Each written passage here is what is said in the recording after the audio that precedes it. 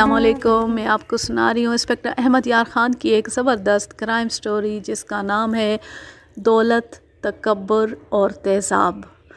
دولت کا نشہ انسان کو کس طرح بے دین اور بدکار بنا دیتا ہے. میری ایک تفتیش کی روداد پڑھیں تو آپ کو جواب مل جائے گا، اور یہ روداد آپ کو انسانی فطرت کے کچھ اور پہلو بھی دکھائے گی. یہ قصہ بڑا ہی پرانا ہے، لیکن ہمارے معاشرے میں اس ڈرامے کو پرانا نہیں ہونے دیا گیا. یہ دلی کا واقعہ ہے. وہاں کے ایک محلے کا کیس CIA کے سپرد کیا گیا. واردات 15-16 روز پرانی ہو گئی تھی. متعلقہ تھانے کا تھانے دار کوئی سراغ نہیں لگا سکا تھا. ایسے اکثر کیس عدم پتہ قرار دے کر فائلوں میں دفن کر دیے جاتے ہیں. کوئی خاص کیس CIA کے سپرد ہوتے تھے. ان خاص لوگوں میں وہ بھی شامل تھے جو انگریزی حکومت کے منظور نظر تھے. اس واردات کا شکار ایک مسلمان امیر زادہ ہوا تھا. میں صحیح نام اور مقام لکھ کر اس خاندان کی نشاندہی نہیں کرنا چاہتا، اس لیے دلی کے اس محلے کا نام بھی نہیں لکھ رہا. جہاں افراد کے نام کی ضرورت محسوس ہوئی وہاں فرضی نام لکھوں گا. واردات یہ تھی کہ ایک امیر کبیر گھرانے کا جوان سال آدمی زمان رات کو ایک گلی میں سے گزر رہا تھا. وہ گلی کا موڑ مڑا تو وہاں کوئی آدمی گھات میں تھا. اس نے زمان کے چہرے پر تیزاب پھینک دیا. سارا چہرہ بری طرح جل گیا. آنکھیں بالکل اندھی ہو گئیں. گردن، کندھے اور سینے کا بھی کچھ حصہ جل گیا. زمان درد سے چیخنے چلانے کے سوا کچھ نہ کر سکا. وہ تیزاب پھینکنے والے کے پیچھے دوڑنے کے قابل نہیں تھا. وہ بے ہوش ہو کر گر پڑا. 15-16 دنوں بعد اس واردات کی تفتیش CIA کے سپرد کر دی گئی اور یہ مجھے سونپی گئی. CIA میں فرشتے نہیں ہوتے. پولیس کے اس شعبے کے اختیارات خاصے وسیع تھے. CIA کے طریقہ تفتیش میں تشدد اور ایذا رسانی کو خصوصی اہمیت حاصل تھی. اسی لیے اسے درلی جتھا کہا جاتا تھا. درلی موٹے چمڑے کی ایک چیز ہوتی تھی جس کی شکل بھانڈوں کے تمانچے سے ملتی جلتی تھی. درلی کو عموماً بھگو کر رکھتے تھے اور مشتبہ آدمی کو مرغا بنا کر کمر کے نیچے کولوں کے درمیان مارتے تھے. اس کی ضرب پتھر جیسے ملزموں کی چیخیں نکال دیتی تھی. پنجاب میں مشہور تھا کہ CIA کا سارا کمال چمڑے کی درلی میں ہے، لیکن حقیقت یہ تھی کہ اس شعبے کے لیے تعلیم یافتہ اور ذہین پولیس افسروں کو منتخب کیا جاتا تھا. میں واردات والے علاقے کے تھانے میں گیا. SHO سب انسپکٹر کبیر ناتھ تھا. اس سے تمام تر معلومات لی. کاغذوں پر جو کچھ آ چکا تھا اس کا مطالعہ کیا. مشتبہ افراد کی فہرست دیکھی. ہر ایک کے متعلق پوچھا کہ اسے کیوں شامل تفتیش کیا گیا ہے. اور بھی بے شمار باتیں کی جو کبیر ناتھ سے معلوم ہوئی. مجھے بتایا گیا کہ زمان کا خاندان پنجابی ہے، لیکن کاروبار چونکہ دلی میں تھا اس لیے یہ لوگ دلی کے ہی ہو کے رہ گئے. ان کے 5-6 گھرانے تھے. یہ لوگ تاجر بھی تھے اور زمیندار بھی. زمان ماں باپ کا اکلوتا بیٹا تھا. اس کا باپ آرمی کانٹریکٹر اور سپلائر تھا. دلی اور گڑگاؤں کے درمیان کہیں اس کی بہت سی زمین بھی تھی جو زیر کاشت تھی. زمان کی 2 بہنیں تھیں. دونوں کی شادیاں ہو چکی تھیں. زمان کے متعلق بتایا گیا کہ شہزادہ تھا. اس کی شادی ہوئے 6 مہینے گزر چکے تھے. چال چلن اچھا نہیں تھا. چال چلن کے لحاظ سے تو سارا خاندان کچھ ایسا ویسا ہی تھا. دولت کی فراوانی نے ان کے ہاں نہ اخلاق رہنے دیا نہ مذہب. فوج کی ٹھیکیداری اور رشوت لازم و ملزوم ہوتی ہیں. سپلائی سے تعلق رکھنے والے فوجی افسروں کو خوش رکھنا پڑتا ہے. ان کی ہر فرمائش پوری کرنی ہوتی ہے. انہی افسروں سے 10 کے 100 وصول کیے جاتے ہیں. لین دین کا یہ سلسلہ انگریزوں کے دور حکومت میں بھی چلتا تھا، اب بھی چلتا ہے. انگریزوں کے دور میں رکا رکا اور چوری چھپے چلتا تھا. پاکستان میں کھلم کھلا چلتا ہے اور اسے جائز سمجھا جاتا ہے.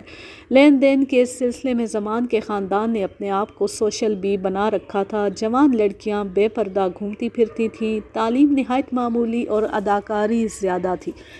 اس خاندان کے تمام گھرانے انگریزوں کو ساری دنیا کا بادشاہ سمجھتے تھے اور ان کی خوشنودی کے لیے ناجائز طریقے بھی فخر سے اختیار کرتے تھے.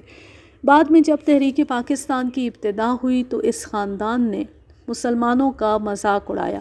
جنگ عظیم میں انگریزوں کے جنگی فنڈ میں بے دریغ چندہ دیا، مسلمانوں کے اتحاد کو توڑنے کے لیے انگریزوں اور ہندوؤں کا ساتھ دیا، اور اب میں ان کے نام جو ظاہر نہیں کر رہا تو اس کی وجہ یہ ہے کہ اس خاندان جیسے بے شمار مسلمان خاندانوں کی مخالفت کے باوجود پاکستان بن گیا، تو زمان کے خاندان نے پاکستان کو جانے والوں پر کہکے لگائے، مگر ہندوؤں اور سکھوں نے انہیں بھی آنکھیں دکھائیں تو وہ بوریا بستر سمیٹ کر پاکستان آ گئے۔ اب وہ پاکستان کے معزز شہری اور سرکاری ٹھیکیدار ہیں، ملک کی سیاست میں ان کا عمل دخل ہے اور سرکاری تقریبوں کے مدعوین میں یہ لوگ شامل ہوتے ہیں۔ یہ اس خاندان کے اثر و رسوخ کا نتیجہ تھا کہ یہ کیس CIA کے سپرد ہو گیا۔ بعد میں پتہ چلا تھا کہ زمان کے باپ نے انگریز فوجی افسروں سے کہا تھا کہ متعلقہ تھانے دار تفتیش میں کوتاہی کر رہا ہے۔ انگریز افسروں نے اس کی خوشنودی کی خاطر کیس CIA کے سپرد کرا دیا تھا، ورنہ سب انسپکٹر کبیر ناتھ کوتاہی کا مرتکب نہیں ہو رہا تھا۔ اس کے علاوہ یہ کیس اتنا اہم بھی نہیں تھا کہ پولیس اور فوج کے انگریز افسر پریشان ہو جاتے اور اس کی تفتیش میں ذاتی دلچسپی لیتے۔ اس تھانے میں تو قتل کے کیس بھی زیر تفتیش تھے۔ یہ تو بہت بعد کی باتیں، میں اس خاندان کی بڑی پرانی واردات سنا رہا ہوں۔ زمان کے منہ پر تیزاب پھینک کر گمنام ملزم بھاگ گیا۔ زمان کچھ دیر چیخ چلا کر گر پڑا اور بے ہوش ہو گیا۔ گلی کے اگلے موڑ سے ایک ریڑھی ادھر کو مڑ رہی تھی، اسے 2 آدمی دھکیل رہے تھے۔ تیزاب پھینکنے والا اندھا دھند دوڑتا جا رہا تھا، وہ ریڑھی سے ٹکرایا اور گر پڑا۔ ریڑھی والوں نے کسی کی چیخ و پکار سنی تھی، انہوں نے ریڑھی سے ٹکرانے والے کو اندھا دھند بھاگتے دیکھا تو انہوں نے اسے پکڑ لیا۔ وہ آدمی تنومند اور دراز قد تھا۔ ریڑھی والے محنت و مشقت کرنے والے خوانچہ فروش تھے، اس آدمی کو گرفت میں نہ رکھ سکے۔ وہ آدمی ان کی گرفت سے نکلا اور پھر گر پڑا۔ دونوں ریڑھی والوں نے اسے پھر پکڑنے کی کوشش کی، وہ گتھم گتھا ہوئے، لیکن وہ آدمی ان دونوں کو گرا کر نکل گیا۔ اس زمانے میں لوگ پولیس کی مدد کیا کرتے تھے۔ اس وقت کسی کو یہ خطرہ نہیں ہوتا تھا کہ کسی مجرم کو پولیس کی پشت پناہی حاصل ہے، یا یہ کہ تھانوں اور عدالتوں کے چکر کاٹنے پڑیں گے۔ پولیس مجرموں کی خبر دینے والوں اور گواہوں کا تحفظ کیا کرتی تھی۔ ان ریڑھی والوں نے بھی اپنا فرض ادا کیا تھا، لیکن مجرم نکل گیا۔ پھر بھی ان کی محنت ضائع نہ گئی۔ مجرم کی ایک جوتی گلی میں رہ گئی جو تھانے میں پڑی تھی۔ یہ زری جوتی کا ایک پاؤں تھا۔ ایسی تلے دار جوتی پنجاب میں پہنی جاتی تھی۔ دھینگا بشتی میں جوتی کا ایک پاؤں وہی رہ گیا۔ ریڑھی والوں نے ایک اور نشانی یہ بتائی کہ مجرم کی دائیں ٹانگ سے اتنا خون نکل رہا تھا کہ اس طرف سے شلوار لال ہو گئی تھی۔ ان کے خیال کے مطابق زخم ران پر تھا، اور یہ زخم ریڑھی کی ایک اکھڑی ہوئی لوہے کی موٹی پتری سے آیا تھا۔ وہ ریڑھی سے اسی جگہ ٹکرایا اور گرا تھا۔ میں نے بعد میں ریڑھی دیکھی، اس کی اکھڑی ہوئی پتری کا سرا بھی دیکھا، اسے ران پر ہی لگنا چاہیے تھا۔ ریڑھی والوں نے بتایا کہ اس آدمی نے سفید شلوار اور قمیض پہن رکھی تھی، سر اور منہ پگڑی یا چادر میں ڈھکا ہوا تھا۔ زری جوتی، پگڑی اور شلوار قمیض سے یہ ثابت ہو گیا کہ مجرم مسلمان تھا۔ ہندوستان میں آج کل کی طرح ہندو مسلم کشیدگی اس وقت بھی تھی۔ اکیلے دکیلے مسلمان پر ہندوؤں کے قاتلانہ حملے ہوتے رہتے تھے، لیکن یہ واردات فرقہ وارانہ معلوم نہیں ہوتی تھی۔ ایک اس لیے کہ دلی میں ان دنوں ہندو مسلم کشیدگی کی کوئی وجہ نہیں تھی، اور دوسری اس لیے کہ وہ محلہ مسلمانوں کا تھا۔ کسی کے منہ پر تیزاب پھینکنے کی وجہ معلوم کرنے کے لیے پولیس انسپکٹر ہونا ضروری نہیں۔ ہر کوئی سمجھ سکتا ہے کہ ایسی واردات کا باعث عداوت ہوتی ہے، یا یہ واردات انتقامی طور پر کی جاتی ہے۔ یہ کارروائی راہزنی کی نیت سے نہیں کی جاتی، لہٰذا مجھے یہ معلوم کرنا تھا کہ جس پر تیزاب پھینکا گیا اس کی دشمنی کس کے ساتھ تھی۔ دشمنی معلوم کرنے کے لیے متعلقہ فرد کے گھریلو اور ذاتی حالات، عادات اور چال چلن معلوم کرنا ضروری ہوتا ہے۔ دشمنی کاروبار کے معاملے میں بھی ہو سکتی ہے اور جائیداد کے سلسلے میں بھی۔ رقابت بھی ایک عام وجہ ہوتی ہے، اس کے علاوہ بھی کوئی وجہ ہو سکتی ہے۔ سب انسپکٹر کبیر ناتھ نے جو تفتیش کی تھی اور جو اسے کسی نتیجے پر نہیں پہنچا سکی تھی، اس کے مطابق زمان کا کوئی دشمن نہیں تھا۔ جیسا کہ میں کہہ چکا ہوں، یہ کیس اثر و رسوخ کے تحت CIA کو دیا گیا تھا۔ علاقے کے تھانے دار کبیر ناتھ پر بلا جواز کوتاہی کا شک کیا گیا۔ وہ تفتیش کر رہا تھا تو زمان کا باپ اور چچے مامے اسے پریشان کرتے رہتے تھے کہ وہ کچھ نہیں کر رہا۔ اس سے اس کی حوصلہ شکنی ہوئی۔ بہرحال میں نے اس کے بالائی افسروں کے دلوں سے اس کے خلاف شک نکال دیا تھا۔ کبیر ناتھ نے زمان کے متعلق مجھے بتایا کہ خوبصورت جوان ہے اور چال چلن کا بہت برا، اسے آوارہ شہزادہ کہلے۔ دولت مند ماں باپ کا اکلوتا بیٹا ہونے کی وجہ سے وہ بری طرح بگڑا ہوا تھا۔ ظاہر ہے کہ اس کی آوارگی کا باعث صرف لاڈ اور پیار نہیں، دولت بھی تھی۔ مجھے تفتیش اپنے انداز میں شروع کرنی تھی۔ میں جب وہاں گیا تو زمان کا باپ، چچا اور ماموں مجھے ملے۔ ان کے ملنے کا انداز بتا رہا تھا کہ وہ مجھے اپنا ملازم سمجھ رہے ہیں۔ انہوں نے مجھے اس قسم کے حکم سنانے شروع کر دیے کہ زیادہ سے زیادہ 3 دن تک ملزم ہمارے سامنے آ جائے، ہم زیادہ انتظار نہیں کریں گے۔ پولیس کپتان سے کہہ کر ہم 2 اور انسپکٹر بلا لیں گے۔ میں خاموشی سے سنتا رہا۔ زمان کے باپ نے جب یہ کہا کہ آپ نے ملزم کو پکڑ لیا تو ہم آپ کو انعام دیں گے تو میری برداشت کی حد ختم ہو گئی۔ میں نے غصے کو دبا کر اور ہونٹوں پر مصنوعی مسکراہٹ لا کر اور فدوی کمترین کا مرمرہ سا لہجہ اختیار کر کے کہا، میں حضور کا خادم ہوں۔ حضور صرف یہ خیال رکھیں کہ میں فرشتہ نہیں ہوں اور میں جن بھوت اور جادوگر بھی نہیں ہوں، گناہگار سا انسان ہوں۔ ملزم کو پکڑنے کی پوری کوشش کروں گا لیکن 3 دنوں کا وعدہ نہیں کروں گا۔ ہمارا مطلب یہ ہے کہ تفتیش میں سستی نہ ہو۔ زمان کے باپ نے کہا، پولیس کپتان ہمارا یار بیلی ہے، ہم اشارہ کریں تو جناب عالی۔ میں نے اسے تو سے آگے بولنے نہ دیا اور کہا، میں آپ کو یہ بتا دینا ضروری سمجھتا ہوں کہ پولیس کپتان انگریز ہے اور انگریز کسی ہندوستانی کانٹریکٹر کے یار بیلی نہیں ہوتے۔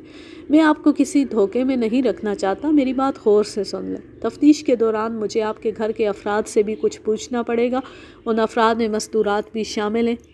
اگر آپ نے تعاون نہ کیا تو میں پولیس کپتان کو اطلاع دے کر تفتیش ادھوری چھوڑ جاؤں گا۔ مجھے جس وقت ضرورت محسوس ہوگی آپ کے گھر جا ٹپکوں گا، آپ کے کسی بھی فرد کو تھانے بلاؤں گا، لیکن یہ خیال رکھنا کہ ہم عزت دار لوگ ہیں۔ زمان کے ماموں نے کہا، ہمارے گھروں میں تھانے داروں کی طرح نہ آنا، میری نظر میں آپ سب مشتبہ ہیں۔ میں نے لہجے کی نرمی ختم کر کے تھانے داروں کے رعب سے کہا، آپ لوگ تشریف لے جائیں اور مجھے اپنا کام کرنے دیں۔ وہ مجھے گھورتے ہوئے چلے گئے۔ کبیر ناتھ نے مجھے بتایا کہ اسے بھی وہ پولیس کپتان کا رعب دیتے رہتے تھے۔ میں نے ریڑھی والوں کو بلوایا اور جائے واردات پر چلا گیا۔ یہ قدیم دلی کی قدرے کشادہ گلی تھی۔ ایک وہ موڑ تھا جو زمان مڑا تو اس پر تیزاب پھینکا گیا اور 6-7 گھر آگے وہ موڑ تھا جہاں تیزاب پھینکنے والا ریڑھی سے ٹکرایا تھا۔ اس گلی میں متوسط اور اس سے نیچے طبقے کے لوگ رہتے تھے۔ میں نے کبیر ناتھ سے پوچھا کہ زمان کا گھر کہاں ہے۔ اس نے بتایا کہ یہاں سے 2-2.5 میل دور ہے اور وہ علاقہ امیروں کبیروں کی حویلیوں کا علاقہ ہے۔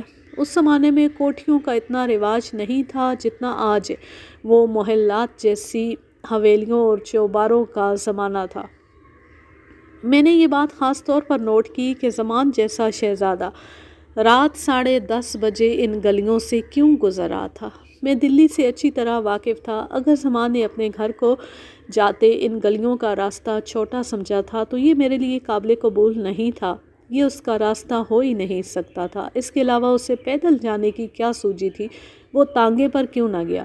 اگر وہ واقعی دولت مندوں کا بیٹا تھا تو ان گلیوں میں اس کا کوئی دوست نہیں ہو سکتا تھا، یہ غریبوں کا محلہ تھا۔ بہرحال اس سوال کا جواب مجھے زمان سے لینا تھا۔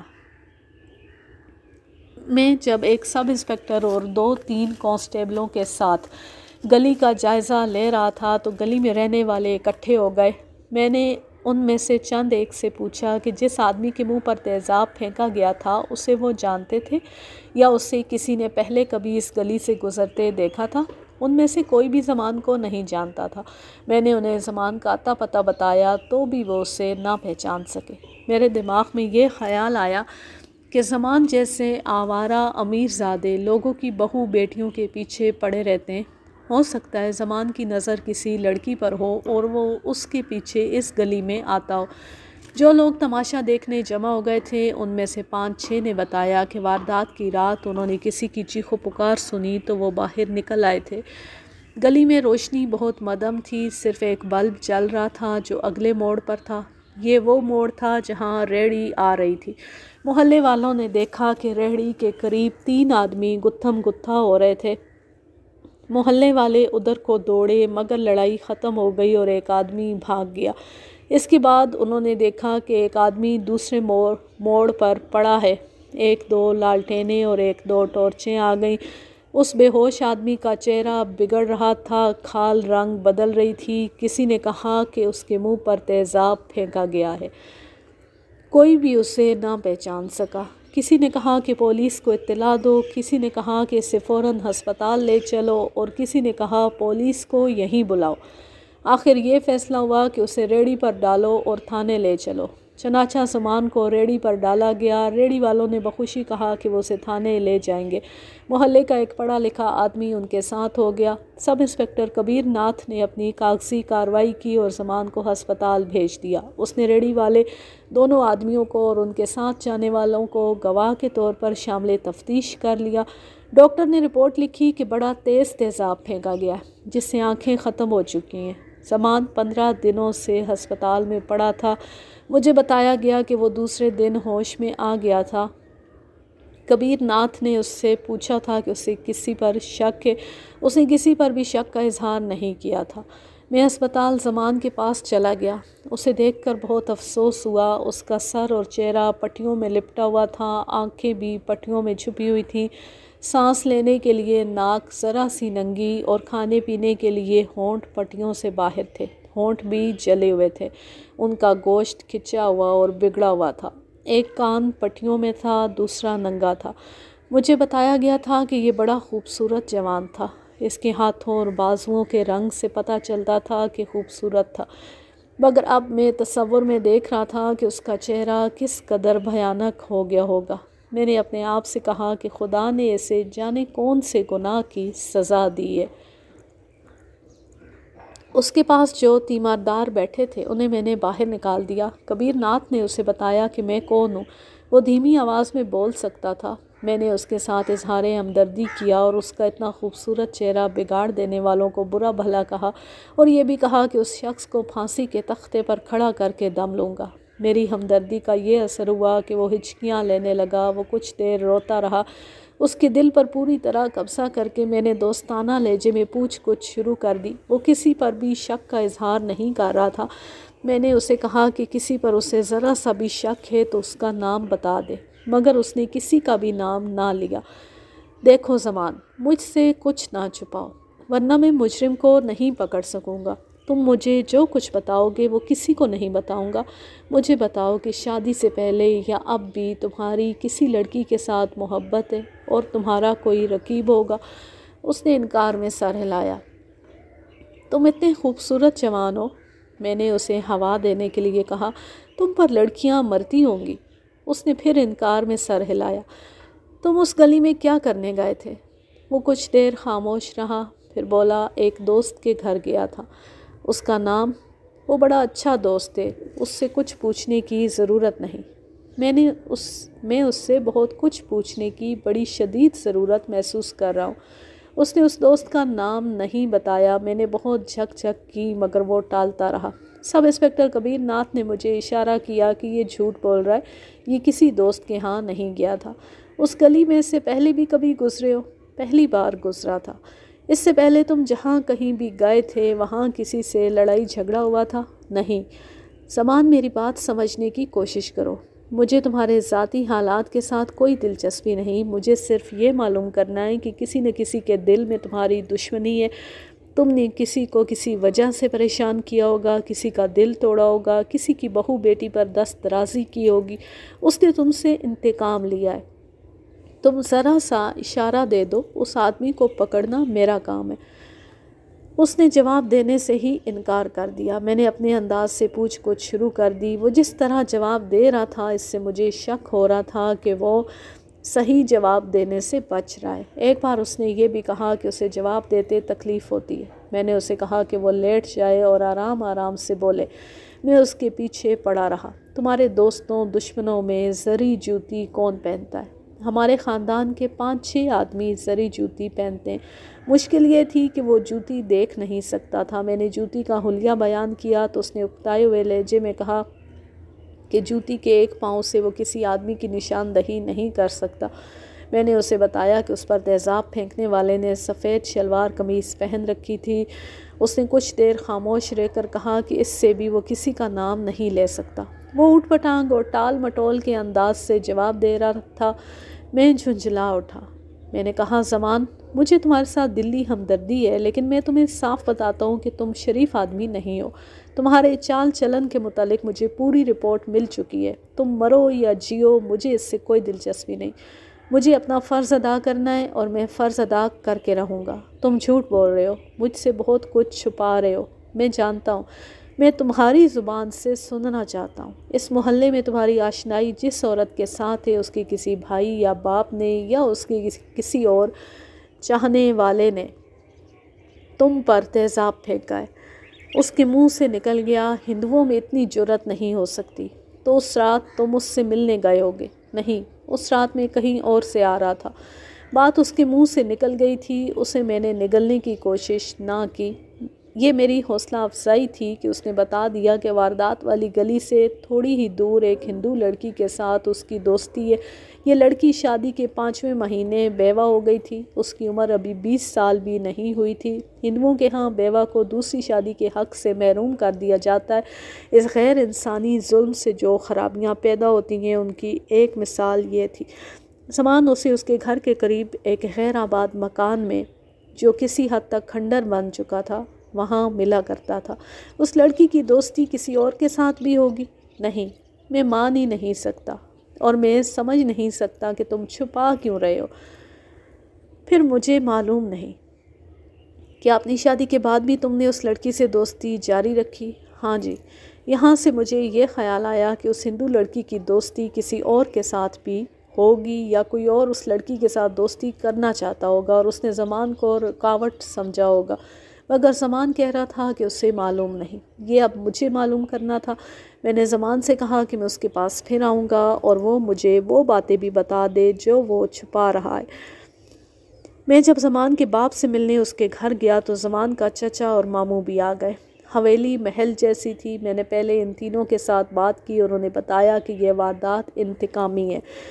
زمان نے کسی کو پریشان کیا ہوگا، یا کسی کی بہو بیٹی سے دست درازی کی ہوگی، یا آپ میں سے کسی نے کسی کے ساتھ کوئی ناقابل برداشت زیادتی کی ہوگی، کسی کی بے عزتی کی ہوگی۔ تینوں بیک وقت بول پڑے، نہ جی نہ۔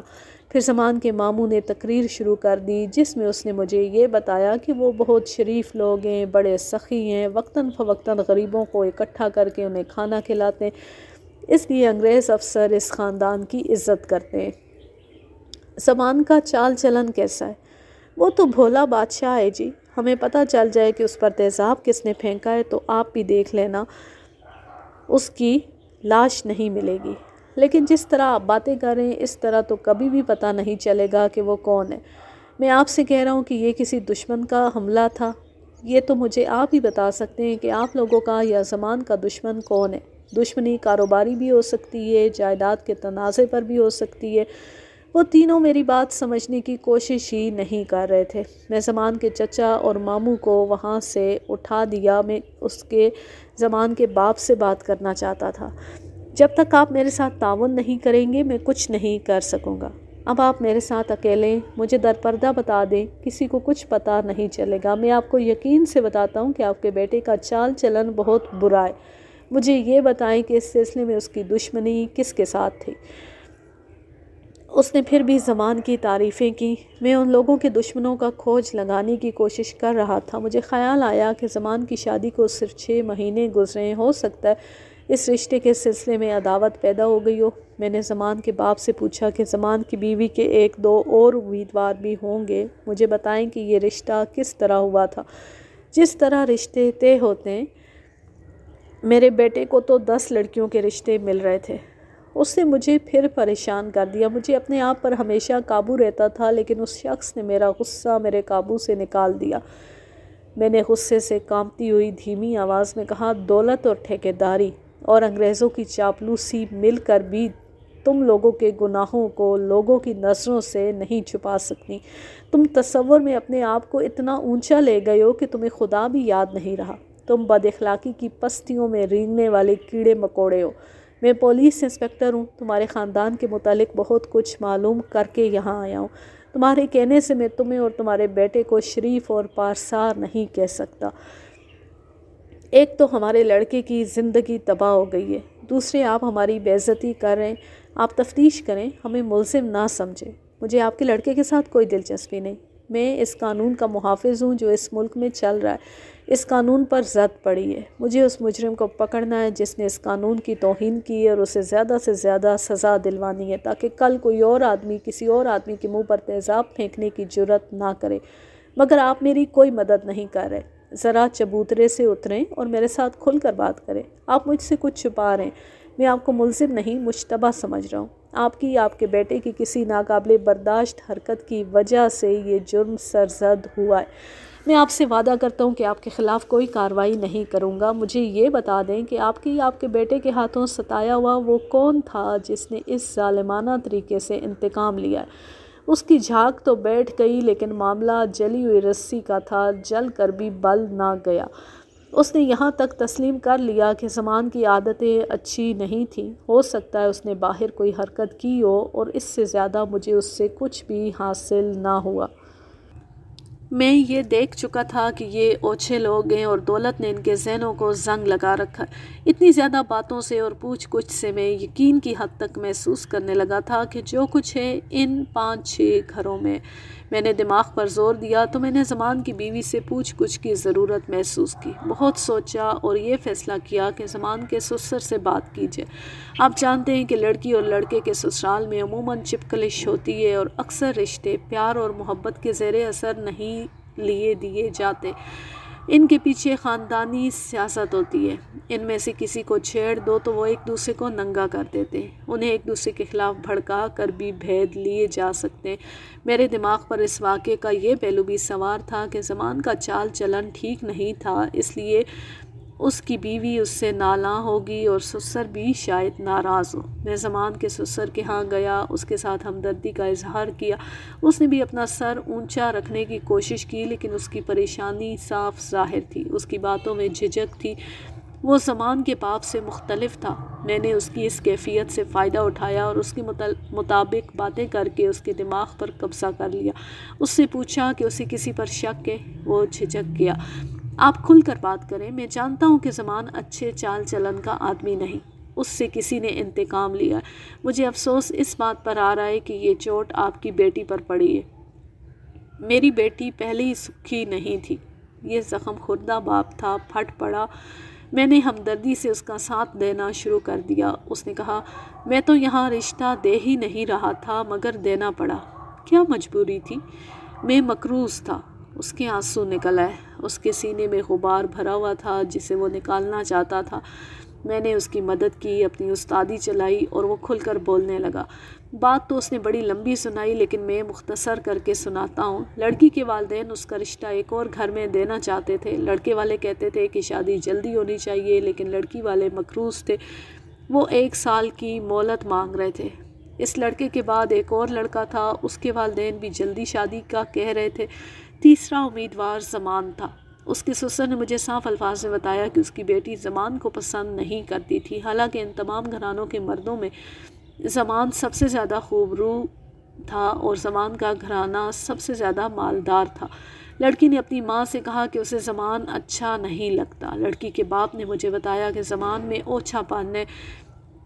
دوسری خرابی یہ کہ اکلوتا ہونے کی وجہ سے ماں باپ نے اسے شہزادہ بنا رکھا تھا۔ لڑکی کی ناپسندیدگی کی ایک اور وجہ یہ معلوم ہوئی کہ زمان نے اس لڑکی پر کبھی ڈورے ڈالنے کی کوشش کی تھی۔ لڑکی خود سر اور سرکش تھی، خوبصورت بھی تھی اور مکروز ہونے کے باوجود اپنے آپ کو امیر ماں باپ کی بیٹی سمجھتی تھی۔